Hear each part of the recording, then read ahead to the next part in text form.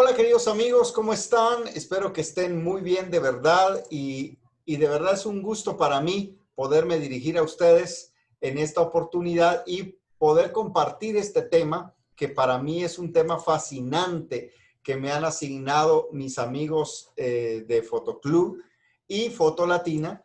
Y en este seminario que tenemos durante 4 lunes que se llama Foto Básica 2020, me ha tocado compartir con ustedes este tema tan precioso que se llama Introducción a la Fotografía.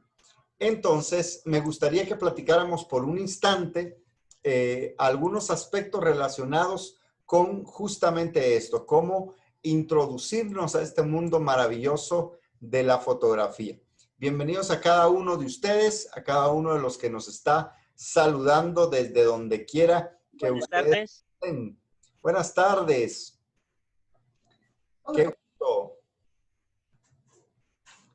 Qué gusto saludarlos a cada uno.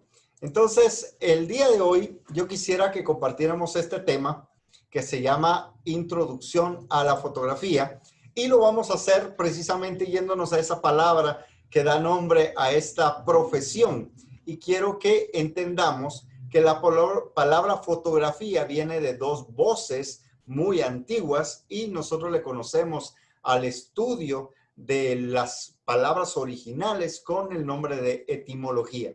Así que etimológicamente se dice que la fotografía es simplemente escribir con luz. Eso es lo que significa la palabra fotografía. Viene de fotos o de fos, que significa luz, y la segunda parte es grafos, que significa escribir. Por lo tanto, fotografía significa escribir con luz.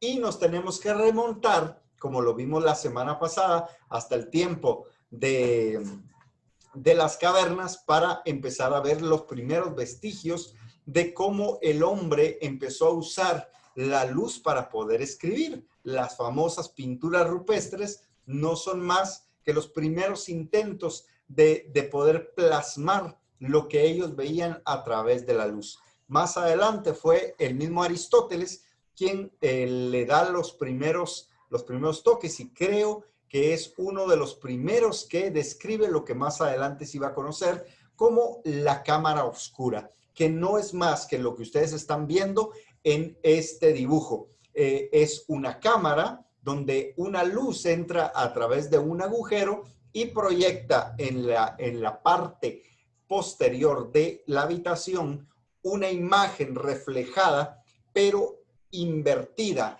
de lo que se ve en la realidad. Esta cámara oscura dio origen a lo que se conoció más adelante como la cámara fotográfica y que ya lo vimos en el tema anterior que fue expuesto por mi amigo Jonathan Sequén. Pero el día de hoy yo quiero introducir a este mundo de la fotografía diciéndoles que la fotografía por lo menos tiene que ser entendida desde su origen. Y voy a comenzar desde un lado que muchos no habían visto quizá. Fíjense que toda la gente cuando dice vamos a darles un curso de fotografía, todos comienzan hablándote acerca de la cámara. Siempre, todos los cursos que me ha tocado ver, siempre comienzan hablándote de la cámara. Yo no te voy a hablar de la cámara, yo te voy a hablar de la luz. ¿Por qué razón? Porque si fotografía es escribir con luz, lo que nosotros tenemos que entender es la luz. Y si nosotros entendemos la luz, cualquier cámara que nos coloquen enfrente, esa cámara va a ser suficiente para hacer una buena fotografía. Entonces puede ser la cámara de nuestro celular o una cámara bridge o una cámara profesional, la que te pongan delante vas a poder hacer fotografía porque fotografía es escribir con luz. La gente que sabe aprovechar la luz para hacer su trabajo es aquella que tiene éxito realmente en lo que está buscando. Hablemos un momentito acerca de la luz. ¿Qué les parece? No voy a meterme en la descripción de la palabra luz, sino que simplemente vamos a entender que la luz es el elemento primordial para hacer fotografía. Si no existe luz, no podría existir fotografía. Entonces, tienes que entender que justamente es eso, el material principal que tú tienes que manejar, la materia prima para poder hacer tus fotografías. Entender cómo funciona la luz, cómo incide, cómo rebota, los tipos de iluminación, esto es fundamental a la hora de hacer la tarea fotográfica. Vamos a dividir primariamente la luz en dos tipos. Y esos dos tipos son muy importantes, aunque más adelante vamos a ver algunas otras características de la luz. En este momento quiero hablarte de dos tipos de luz, la luz natural y la luz artificial.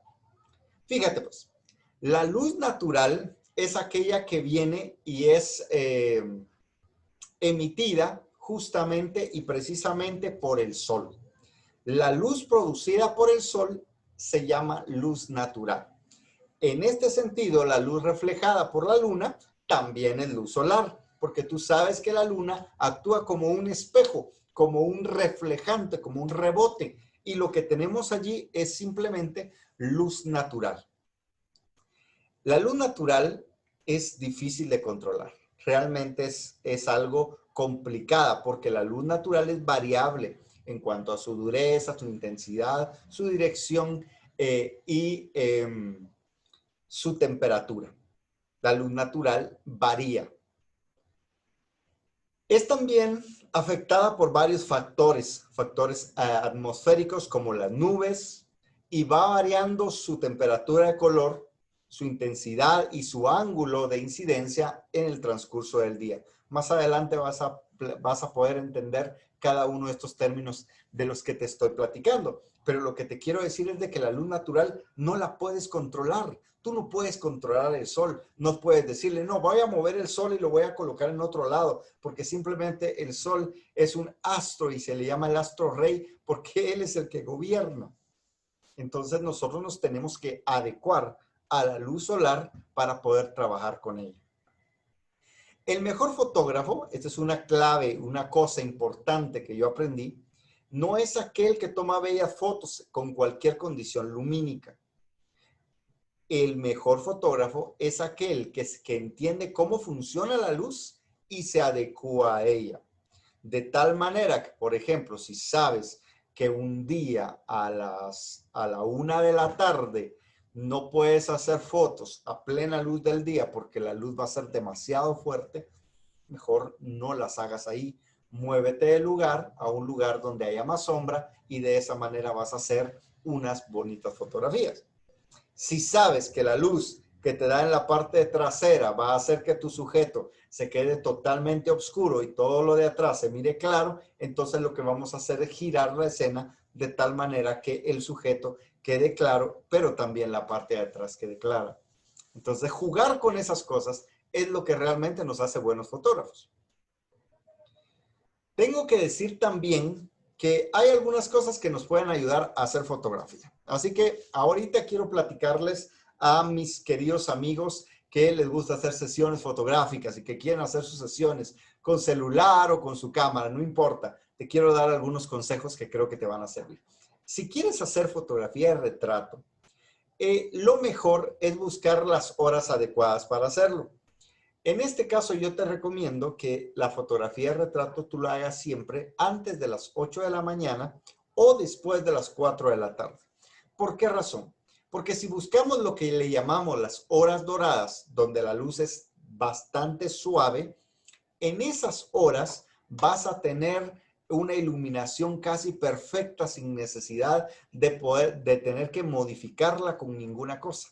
Simplemente tú vas a tener una iluminación que se adecue a lo que tú necesitas. Por eso esas horas son muy buscadas por los fotógrafos para hacer esas fotos tan increíbles que se miran en algunos lados.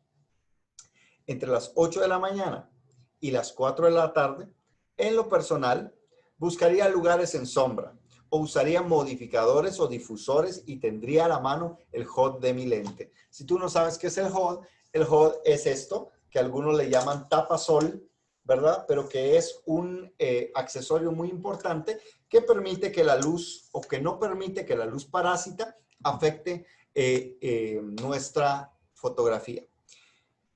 Quiero decirte que cuando se hacen fotografías entre las 8 de la mañana y las 4 de la tarde, cuando la luz está demasiado fuerte, lo que sucede es de que vas a tener que necesitar algún tipo de modificador. ¿Qué son los modificadores? Son cosas que hacen que la luz sea mucho más suave o se redirija. Te voy a poner un ejemplo. ¿Por qué las 8 de la mañana? ¿Por qué el día nublado nos sirve tanto para hacer fotografía? Porque las nubes crean una capa y esa capa lo que hace es que la luz que viene del sol no llegue directa a nosotros. Entonces, nosotros hemos aprendido ese principio y lo que hacemos es buscar unos difusores que se le llaman modificadores 5 en 1, que son unas ruedas que tienen una tela translúcida y que utilizamos para que la luz no nos llegue directamente. Entonces puede ser un buen consejo tener a la mano algún tipo de modificador de luz para poder hacer fotografías en esas horas específicas. Bueno, por ejemplo, te voy a poner este ejemplo que es el único que me conseguí, pero te lo voy a colocar. Este ejemplo es de una fotografía que hicimos justamente al mediodía. ¿Y qué fue lo que hicimos para que la luz no le cayera directamente a la modelo? Esta foto casi se fue sin ningún tipo de trabajo, pero lo que estás viendo es de que utilizamos esa sombrilla para que la luz llegara más suave a la modelo. Entonces es un ejemplo de lo que podrías hacer para poder hacer una sesión a esas horas. Voy a dejarte un consejito más. A veces no sabemos cómo utilizar nuestras cámaras fotográficas en el caso de los que tienen cámaras mirrorless o cámaras reflex, como la que tengo yo en mi mano. No sabemos qué parámetros utilizar. Pues, ¿qué les parece si vamos a preguntarle a los maestros de la fotografía análoga y les preguntamos cómo hacen fotografía, cómo hacían fotografía hace ya algunos años? Si yo soy principiante y me toca hacer fotos con luz solar, siempre tendría a la mano el Hubble. Y usaría como guía las famosas reglas Sony. ¿Cuáles son estas reglas Sony? Las reglas Sony son unas normas que mediante la observación de las fotografías antiguas, los expertos en fotografía análoga, determinaron que se podía calcular cómo hacer una foto perfectamente expuesta si seguíamos algunos patrones. Entonces inventaron las reglas Sony o las reglas del sol. La más famosa de estas reglas es la regla Sony 16, que nos dice que si vamos a hacer una fotografía en un día soleado, lo que tenemos que hacer es buscar en nuestra cámara que la cámara esté en un F16 y vamos a utilizar un tiempo de exposición igual al ASA que estemos usando.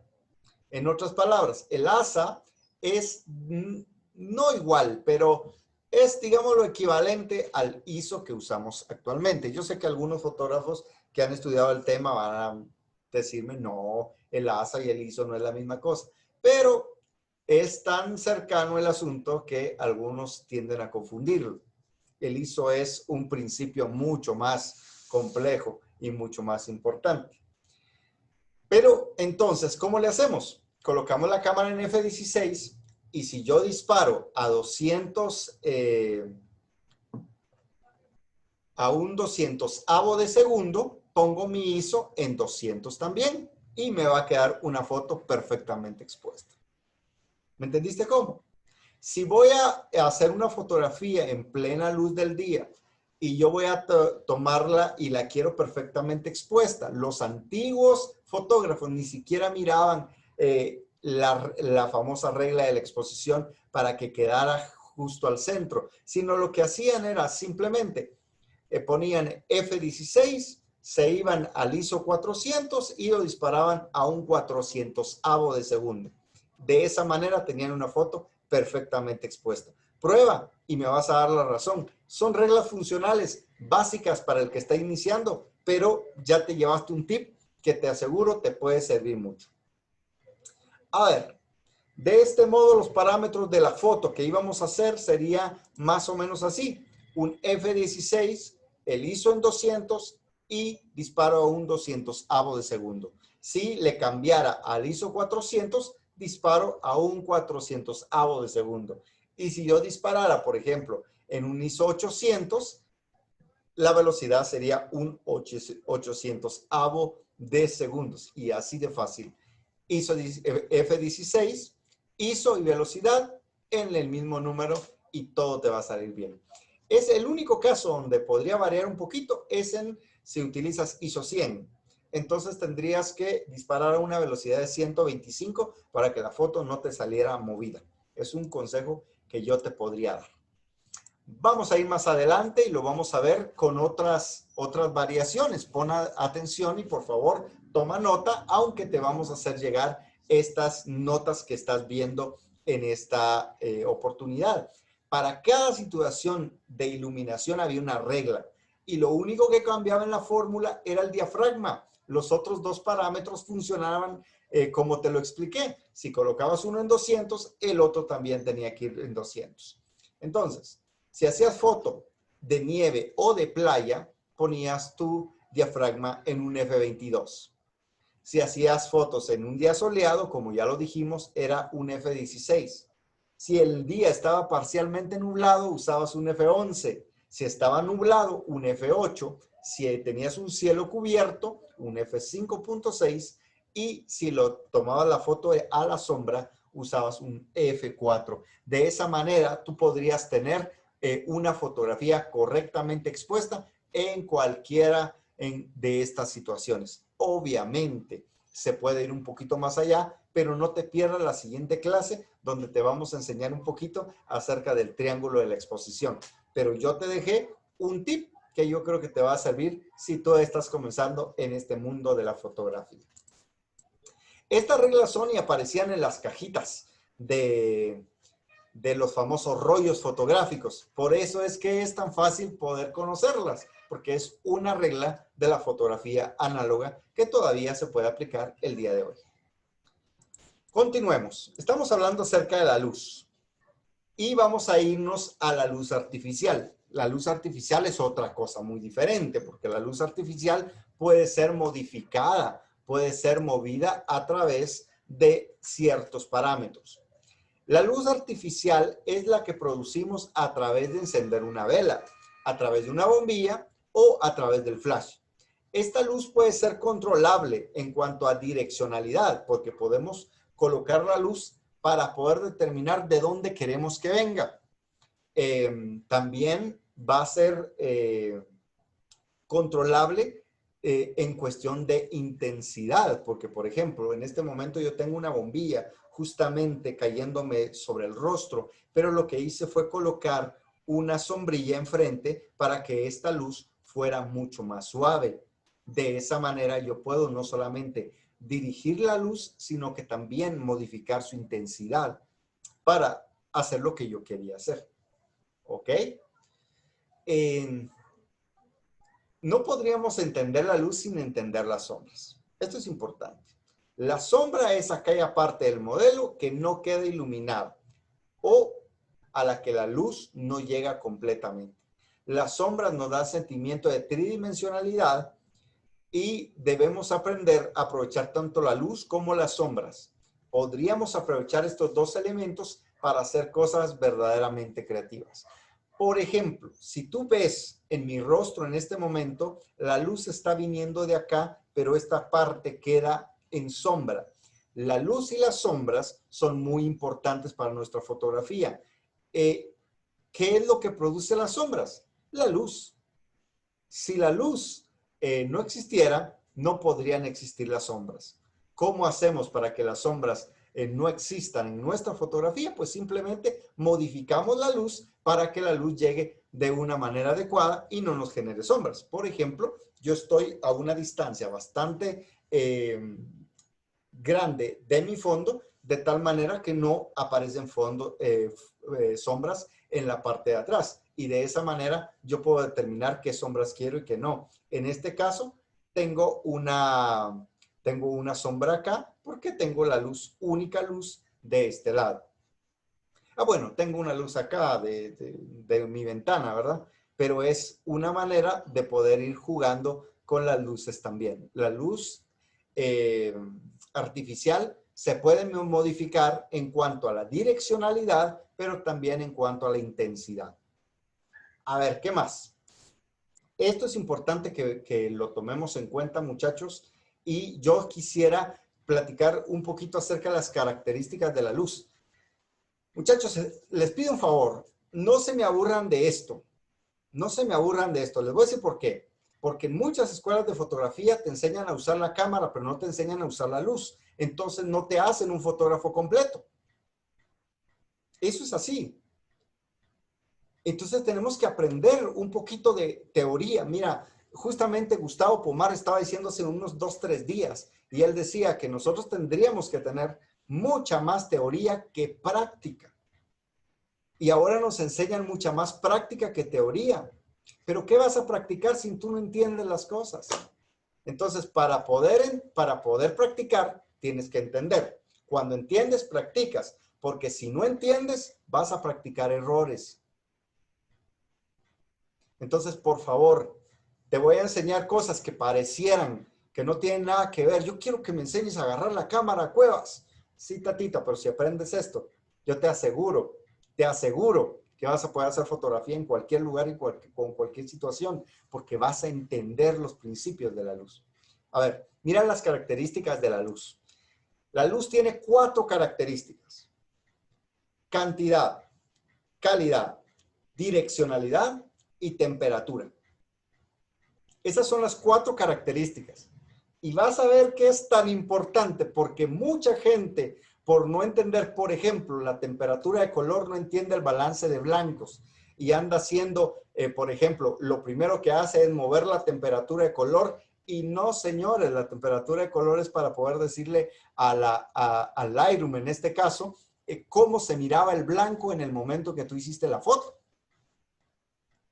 Entonces, mucha gente no entiende la temperatura de color, piensa que es para ponerle color a la foto y no es así. El color se lo pones después, pero primero tienes que hacer un buen balance de blancos. Pero aguantémonosla, porque vamos a empezar por algo más básico. Entonces ya sabemos que tiene 4 características. Trata de recordarlas, por favor. Primera característica, la cantidad de luz. Esto es un poquito largo, pero voy a tratar de resumirlo mientras que tú lo vas leyendo. Cuando hablamos de cantidad de luz, hablamos del nivel de iluminación para referirnos a la cantidad de luz disponible en el momento de tomar la fotografía. Para ser precisos, se trata del flujo luminoso que incide sobre la escena que vamos a fotografiar. El nivel de iluminación depende fundamentalmente de 2 factores. La cantidad de luz, qué tanta luz vas a tener, corresponde a 2 factores. 1, la intensidad de la fuente luminosa. 2, la distancia a la que la escena es fotografiada. Mira pues, si yo uso una bombilla pequeña que emite menos luz, voy a tener menos luz. Si utilizo una bombilla más grande, voy a tener más luz. Entonces, número 1, ¿de qué depende tener menos o más luz? De nuestra fuente de luz. ¿Me entiendes cómo va la cosa? Entonces, por eso es que hay fotógrafos que buscan flashes más potentes, porque entre más potencia tenga un flash, más luz va a emitir. Pero también esto es, en algún momento es relativo, porque si, por ejemplo, tú tienes una fuente de luz, aunque sea pequeña, pero la tienes muy cerca de ti, te va a estar dando una cantidad muy fuerte de luz. No sé si voy a poder hacerlo, pero te voy a tratar de poner un ejemplo. Voy a hacerlo con el celular primero. Va. Aquí vemos la escena normal, pero yo voy a poner ahora, mira, una fuente de luz en mi rostro. Y entre más cerca, está iluminando más. Y conforme me voy alejando, la luz va cambiando. ¿Te das cuenta? Y entre más lejos, no la apagué. Entre más lejos la luz esté, menos afecta a mi sujeto. Esto se le llama la ley inversa del cuadrado, que quiere decir que entre más lejos esté una luz, pues la luz se va extendiendo más y por lo tanto se va perdiendo.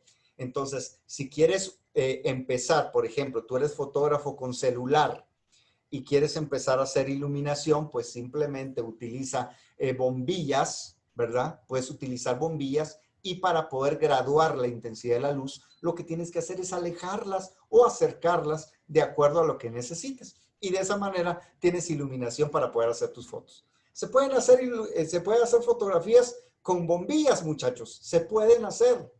¿Es mejor un flash? Sí, es más cómodo. Pero sí se pueden hacer. Así que aprovecha lo que tienes a mano. Ok. Entonces, si vas conmigo, yo creo que ya me entendiste cómo está la cosa. Cantidad de luz significa cuánta luz vas a tener en la escena. Vamos a ver. Siguiente característica. Calidad de la luz. No solamente tenemos que ver cuánta luz queremos, sino qué tipo de luz queremos. Hay dos tipos de luz, si lo queremos ver así. Esta calidad de luz es un concepto fotográfico que establece cómo afecta la iluminación a la forma que percibimos los objetos.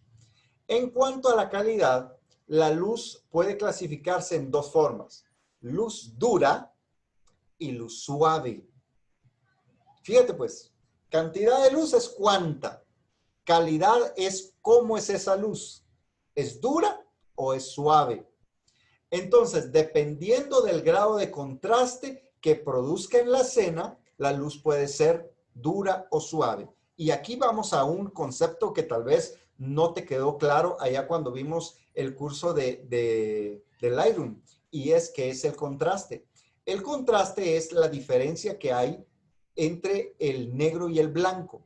Entre más se divida esa diferencia, hay más contraste. Y entre menos se divide esa diferencia, hay menos contraste. Lo menor del contraste se llama gris.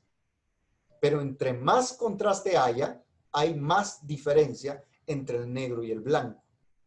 A eso es lo que llamamos contraste.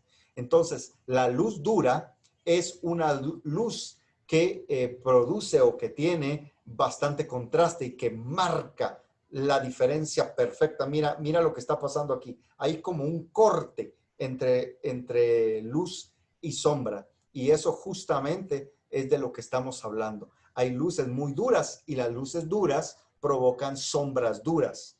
A veces eso no nos gusta a nosotros. Entonces nosotros estamos buscando que hayan iluminaciones mucho más suaves, de manera de que no se note mucho la diferencia entre luz y sombra. Mira. Entonces voy jugando con la luz, con luces mucho más suaves, suavizándolas a través de difusores de luz para poder tener la iluminación como yo la quiero. Entonces, si tienes una luz, por ejemplo, de una bombilla y no te gusta cómo está funcionando tu luz, simplemente puedes utilizar una sombrilla como esta que tengo acá, que son sombrillas para fotografía, y lo que hace simplemente es hacer que la luz sea un poquito más suave. Si tú solamente tienes el flash directo, hay unas recetas muy bonitas y muy fáciles de utilizar, y es que, por ejemplo, puedes utilizar una servilleta, así de sencillo, y le pones la servilleta sobre el flash, y de esa manera el flash es mucho más suave. Entonces yo creo y espero que te haya servido este consejito que te estoy tratando de dar para que puedas hacer fotografía donde quiera que estés. A ver, ya vimos sobre la cantidad y sobre la calidad. La luz puede ser dura o suave, ¿no? Y nosotros podemos hacer más suave la luz a través de algunos elementos que tenemos. Te invito, como esta es solamente la introducción a la fotografía, te invito a que investigues un poquito más acerca del tema. Vamos a hablar de la direccionalidad. La direccionalidad es la dirección de donde viene la luz. Entonces la luz puede venir desde el frente y se llama frontal. Cuando la luz viene completamente de lado, esa luz se llama luz lateral. No importa si viene de este lado o si viene de este lado. Tenemos la luz semilateral, que es la luz que les encanta a los fotógrafos, que está a 45 grados. Es decir, la luz que está acá. ¿Te das cuenta de dónde viene mi luz? En esta tarde viene acá y hay otra luz que viene acá atrás. Y siempre usamos luces a 45 grados porque esas luces nos ayudan a dar efecto de tridimensionalidad al poder hacer un poquito de sombra sobre el rostro de las personas. Ok, y tenemos el contraluz, que es la luz que viene justamente de atrás, ¿verdad? Tenemos la luz cenital, que es la que viene de arriba hacia abajo, y la luz en contrapicado, que es la luz que viene de abajo hacia arriba. Cada luz tiene un efecto diferente en la persona que estás fotografiando. Así que te invito a que estudies. Hay imágenes en internet donde vas a poder ver la diferencia que hay entre cualquiera de estos tipos de luces. Acá, por ejemplo, yo estoy mostrándoles esta foto de una muchacha que le hicimos esta fotografía, pero quiero que vean de dónde viene la luz. La luz viene de arriba hacia abajo, ¿verdad? En un ángulo de 45 grados, pero mostré esta fotografía porque ella tiene manchas sobre la piel producidas por el sol. ¿Por qué? Porque estaba debajo de un árbol y justamente todas las hojas lograron hacerle estas manchas en la piel. Por eso es que les estoy mostrando esta fotografía. Tienes que ver, tienes que calcular de dónde viene la luz, pero también tienes que calcular la calidad de la luz para que todo sea adecuado. Entonces, cantidad, calidad y direccionalidad son tres cosas que te van a ayudar a hacer mejores fotografías. Y el último aspecto de esto que vamos a hablar acerca de la luz es lo que le llamamos nosotros la temperatura. Ya me pasé. La temperatura de color es una propiedad de la luz cuyo objeto es determinar la dominancia de alguno de los colores del espectro lumínico sobre los demás. Dicho de forma sencilla, la temperatura de color trata de establecer el color de la luz, porque a lo largo del día la luz va teniendo diferentes colores. Veamos, por ejemplo, si tenemos una luz de vela, la temperatura de color es de 1000 grados Kelvin, porque la temperatura de la luz se mide en grados Kelvin, que se representa por una K, ¿verdad?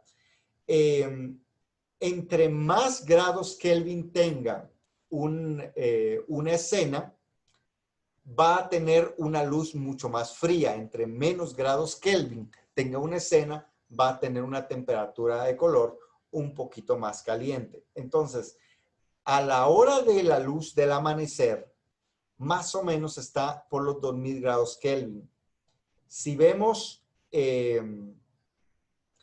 las bombillas convencionales tienen una temperatura de 2500 grados Kelvin. Mira, los 5000 grados Kelvin es más o menos el parámetro de la luz de día. Y de ahí vamos bajando en cuanto a frialdad. Entre más fría se pone la luz, con los 7000 en cielos parcialmente cubiertos o los 10000 cuando están muy nublados. ¿Por qué te estoy mencionando esto? Porque una de las cosas que mucha gente no toma en cuenta al hacer sus fotografías es la temperatura del color. Entonces, esto se hace o se corrige con una cosa que se llama el balance de blancos. Y es porque nosotros los humanos tenemos la capacidad de adecuar nuestra vista para que el blanco siempre se mire blanco en cualquier condición lumínica, pero la cámara no tiene nuestros ojos. Entonces nosotros tenemos que decirle a la cámara cómo se veía el blanco en esa condición lumínica específica. Para eso se creó el balance de blancos. Y hay gente que dice que el balance de blancos no sirve. Claro que sirve, porque para eso está allí. Y nosotros tenemos que aprender a valorar el balance de blancos y tenemos que aprender a utilizarlo. Así que te invito a que investigues un poquito más acerca del tema balance de blancos. Tengo que avanzar, patojos, muchachos, a todos los que me están viendo en cualquier país. Gracias por estarnos acompañando esta tarde. Yo quisiera continuar con la segunda parte de este tema que se llama Introducción a la Fotografía, hablándoles un poquito acerca del equipo fotográfico y dándoles algunas herramientas que creo que les van a poder ayudar. Hay varias cosas que pueden ayudarnos a hacer fotografía.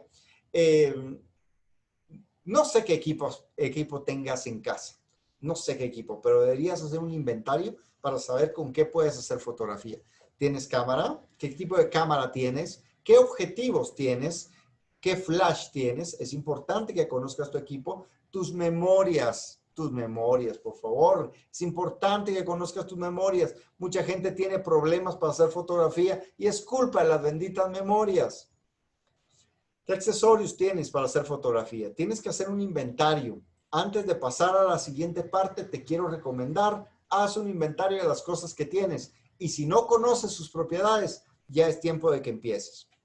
Hablemos por un momento acerca de las cámaras fotográficas.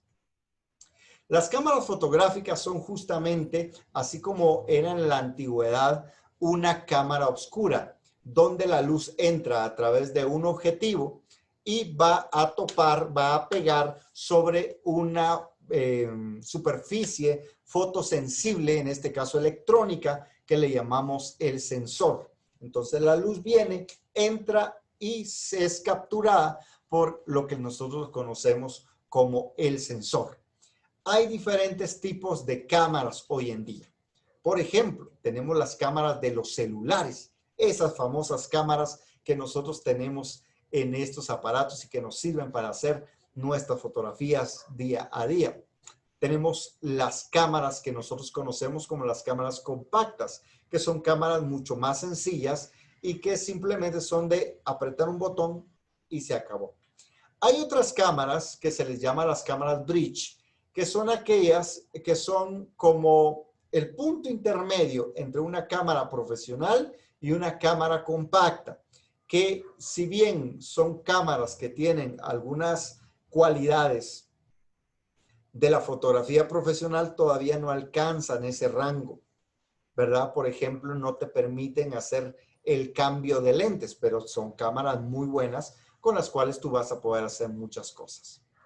Y luego están las famosas cámaras mirrorless o las cámaras reflex. La diferencia entre estas dos es que las cámaras mirrorless ya no tienen el famoso obturador, que es una ventanita, una pestañita que se levanta para poder dejar entrar la luz, sino que simplemente estas cámaras mirrorless tienen el objetivo y el sensor y la luz entra directamente.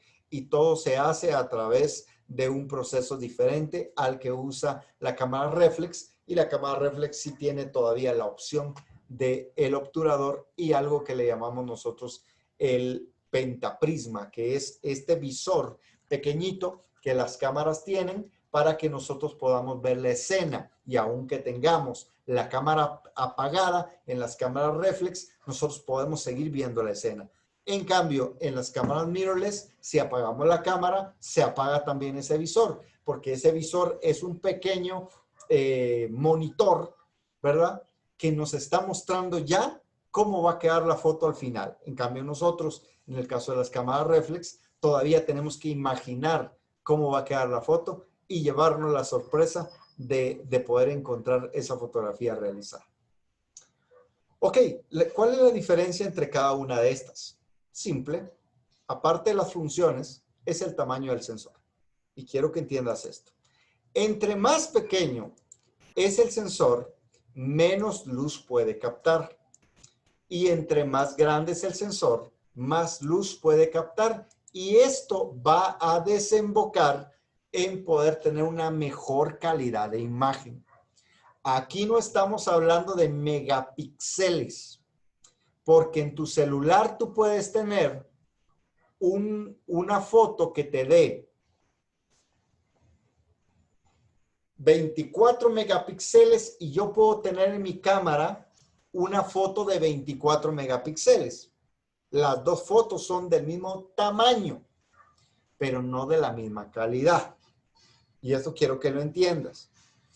Entre más grande es el sensor, más grande es la calidad que pueda tener una fotografía. Estos sensores son tan pequeñitos que tendrían que caber aquí para hacer una foto. Mientras que estos tienen un sensor mucho más grande. De esa manera, nosotros vamos viendo la diferencia entre cada una de las cámaras. Incluso en el caso de las reflex, hay dos niveles de cámaras. Una se llama la cámara APS-C. Te voy a mostrar una.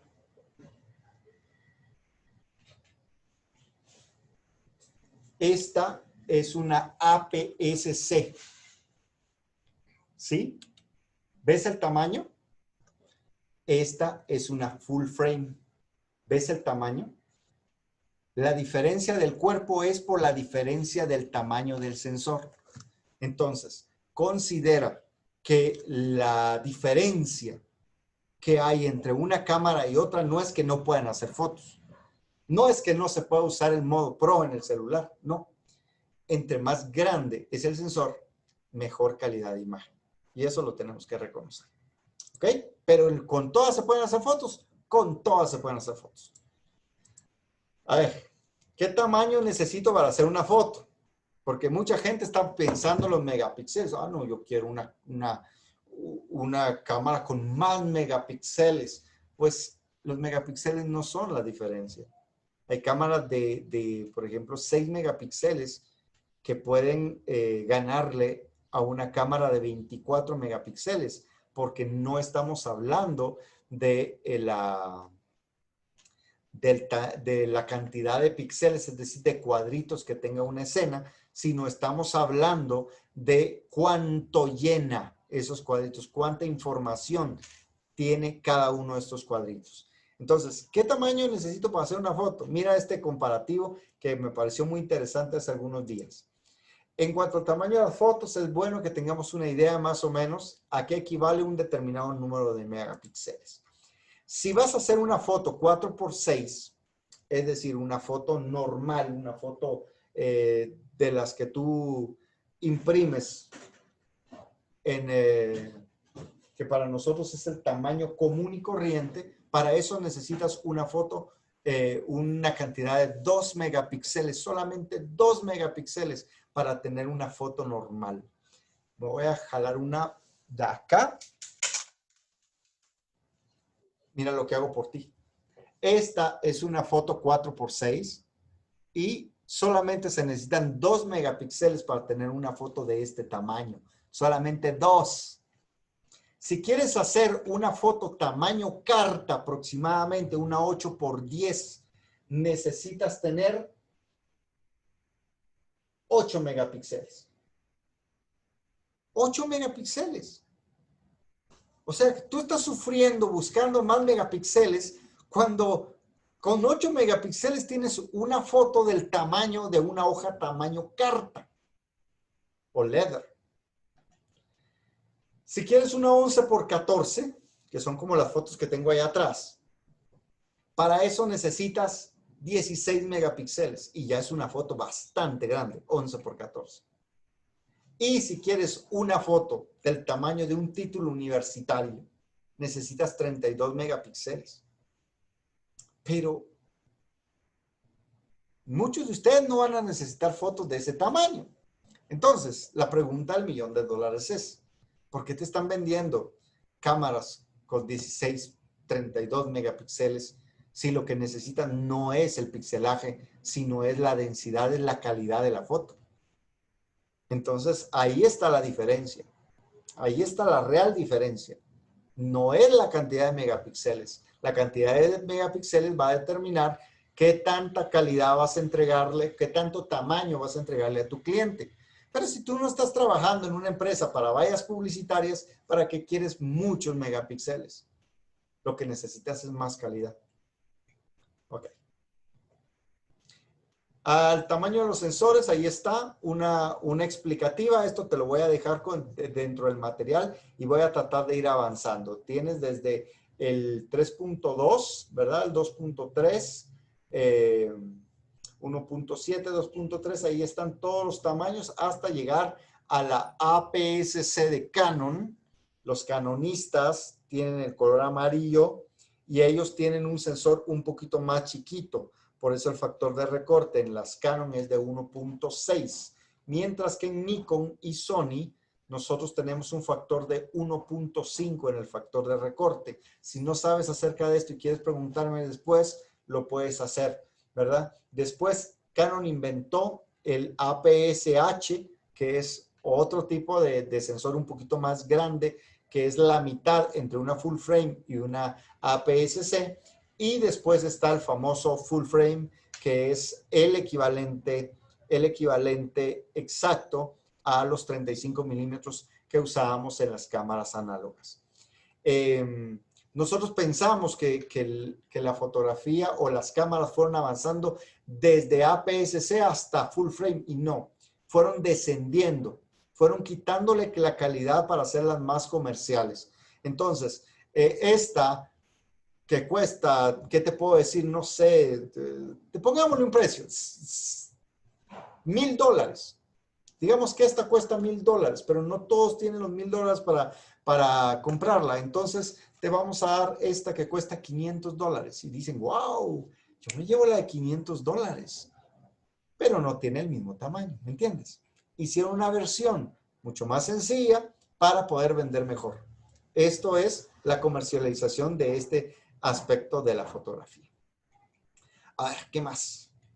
Hablemos de los objetivos rapidito porque ya tengo que irme y no porque no quiera platicar con ustedes, sino porque me interesa que este tema realmente nos quede como a nosotros nos gustaría, que sea concreto, que sea entendible y que podamos tener al final un tiempo para preguntas y respuestas que creo que nos va a servir bastante. Entonces, hablemos de objetivos. Los objetivos son justamente estos que las cámaras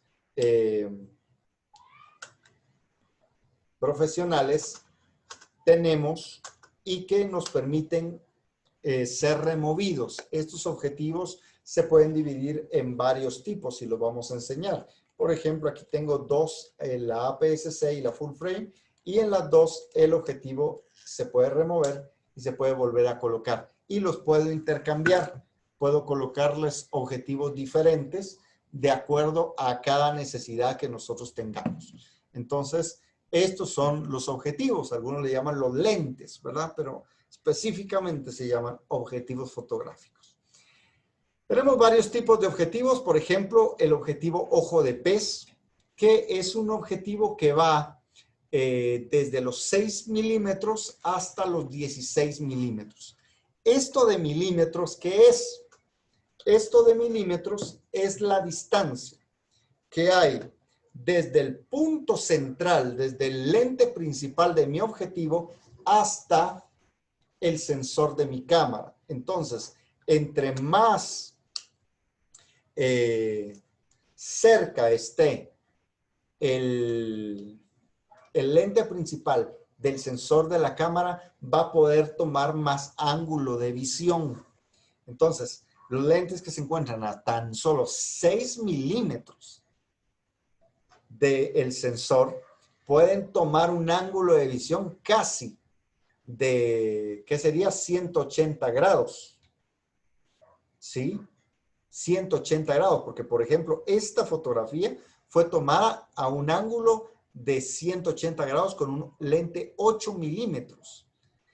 El problema es de que cuando nosotros no calculamos bien cómo hacer la fotografía, la foto nos queda distorsionada. Y mire a esta fotografía, ¿cómo quedó? Esto es plano y nos quedó totalmente curvo. ¿Por qué razón? Porque el ángulo de visión se distorsiona en estos lentes que son de tan pocos milímetros. Entonces a esto se le llaman los objetivos ojos de pez y yo lo dejé así simplemente para poder ilustrar esta situación en específico. Si te tomaras una foto con un 6 milímetros, te logras ver todavía los pies. Así de serio el asunto de la cercanía. Estos sirven para poder dar la apariencia de cercanía y de amplitud, ¿verdad? Por eso son muy utilizados para la fotografía de arquitectura. Luego están los lentes gran angular. Los gran angular, como por ejemplo el 18 milímetros, son aquellos que van desde el 18 milímetros hasta el 35 milímetros. Hay que tener en cuenta que que cuanto más se acerque un objeto a la cámara, se va a ir distorsionando, va a pasar lo mismo, ¿verdad? Por eso estos objetivos se utilizan bastante en espacios abiertos, como en fotografía de paisaje, también en arquitectura, ¿verdad? Y suelen ser bastante luminosos. Entonces, estos son los objetivos que le llamamos los gran angular. Pero quiero que vean esto. Si tú tomas la diferencia entre la distancia de acá y de acá, vamos a ver si puedo marcarlo. No sé si pueda. Creo que no. Pero si tú ves la diferencia que hay de acá para acá y la diferencia que hay de acá para acá, vas a ver que la foto va así, como que fuera pirámide, como que la parte de arriba se fue reduciendo así.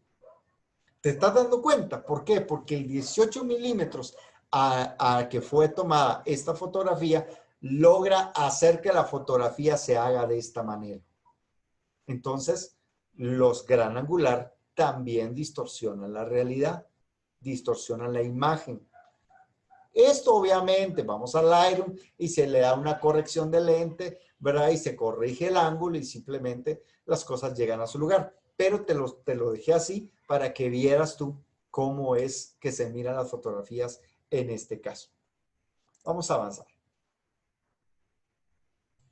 Luego están los estándar angular o lentes normales. Estos objetivos son aquellos que van desde los 35 milímetros hasta los 70 milímetros.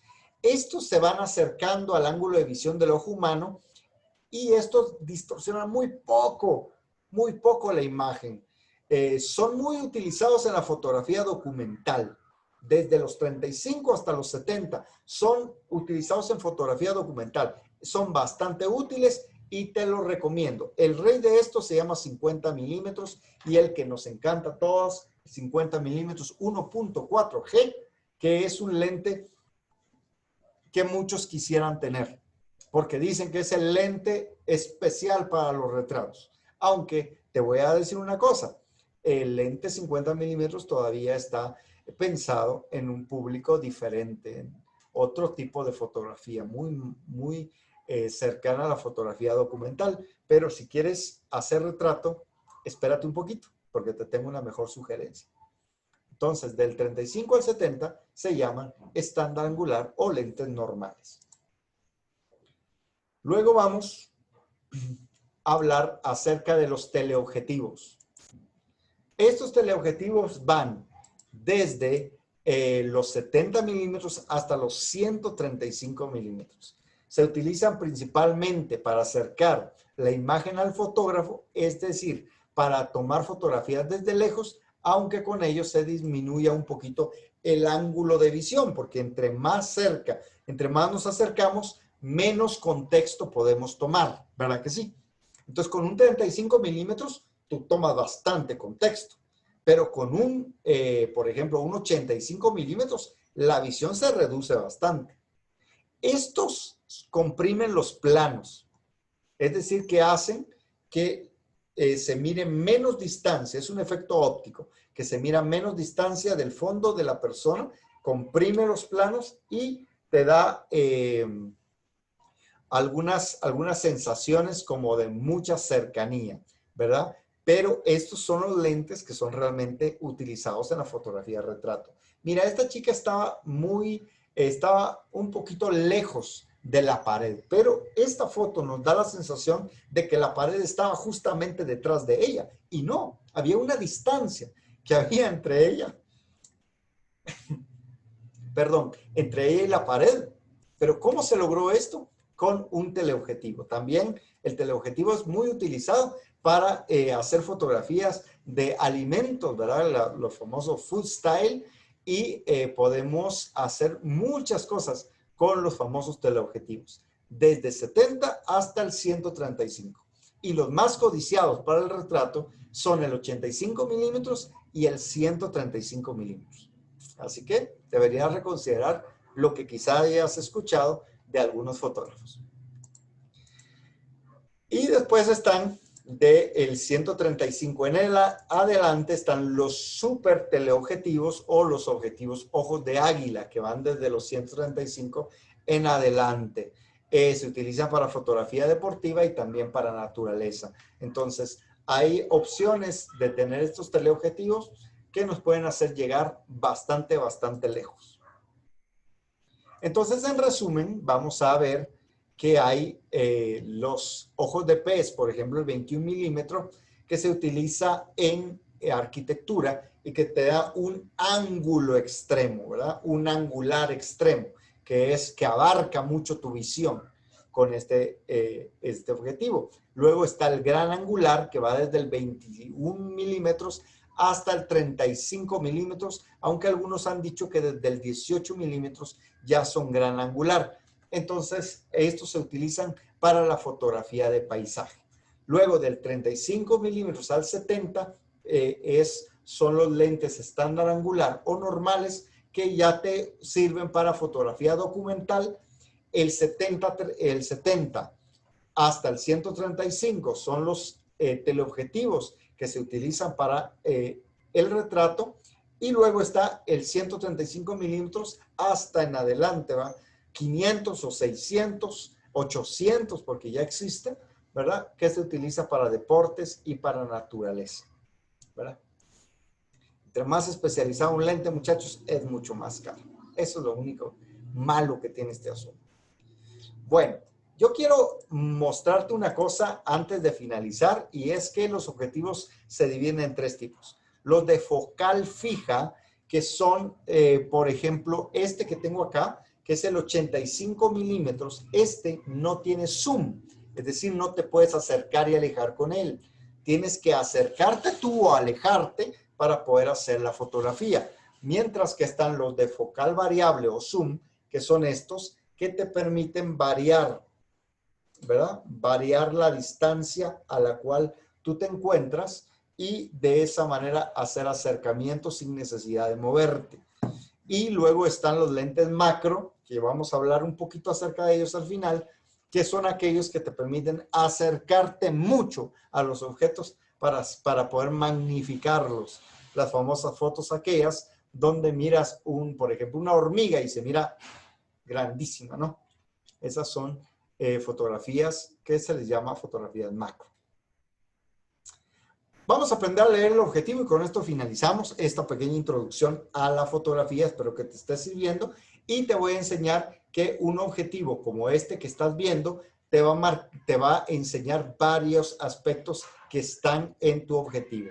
Estos son los aspectos que te quiero mostrar. Por ejemplo, y vamos a volver a ver si lo puedo marcar. A ver, acá. No, creo que no voy a poder.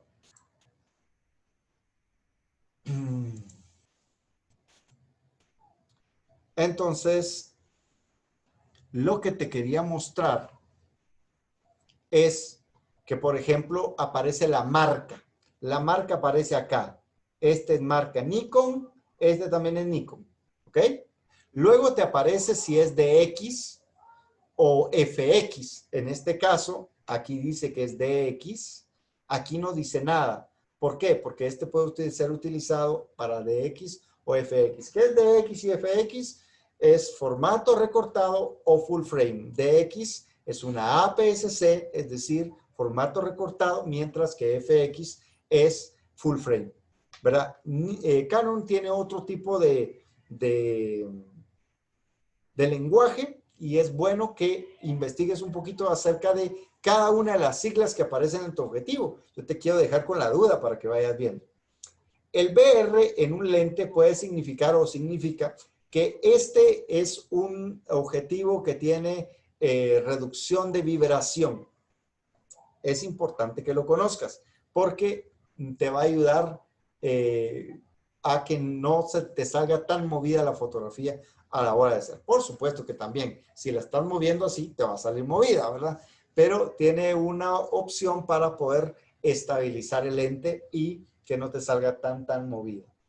Luego te aparecen estas siglas AFP o AFS, que significa las AFP, significa que es un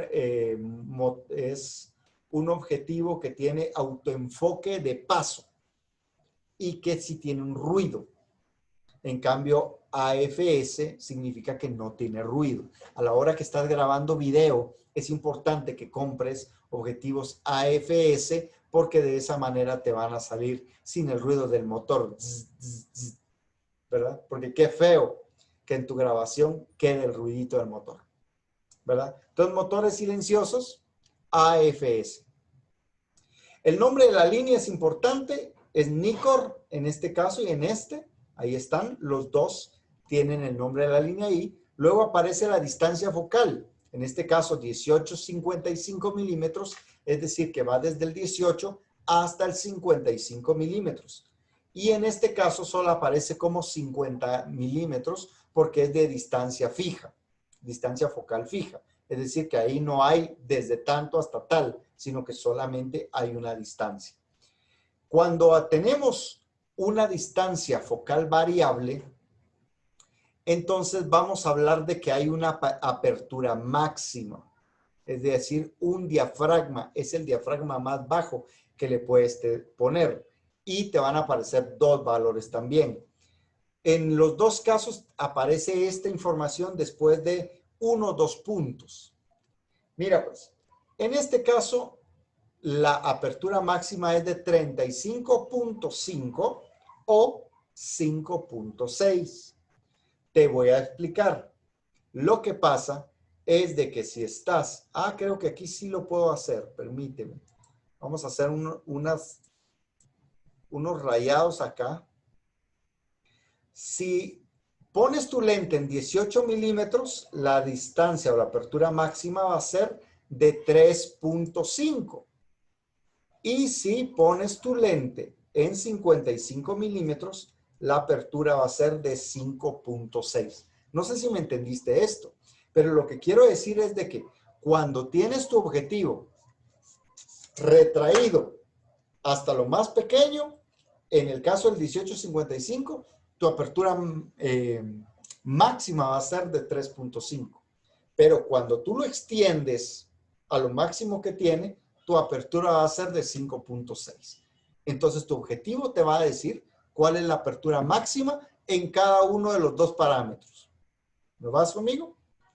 Lo mismo pasa en el caso de este objetivo 50 milímetros. Como solamente tiene una distancia focal, entonces te dice que es a 1.4 que se abre totalmente tu lente. Así es como se lee un objetivo. Si tú tienes duda acerca del objetivo que tú tienes, me puedes escribir. Ya sabes dónde encontrarme. cuevasartefotografía.com. Ahí están todas mis redes sociales. En Facebook, estoy en Instagram, estoy en 500 píxeles, estoy en Twitter y ya sabes mi número de teléfono en WhatsApp. Y si no, toda esa información está en cuevasartefotografía.com. Te espero por allá y espero que te esté sirviendo lo que estamos tratando de enseñarte. Entonces, tienes que aprender a saber qué herramientas son las que estás utilizando. Yo creo que hay dos cosas que tienes que saber por lo menos acerca de la luz y acerca de tu equipo. Después de eso, es cosa de ir creando. Recuerda que la fotografía se divide por lo menos en tres cosas. La fotografía es un arte, la fotografía es un proceso técnico y no se te olvide también que la fotografía es un lenguaje que tiene algo muy importante que decir. Así que muchas gracias. Mi nombre es Luis Fernando Cuevas y esto fue la charla que tuvimos el día de hoy acerca de introducción a la fotografía.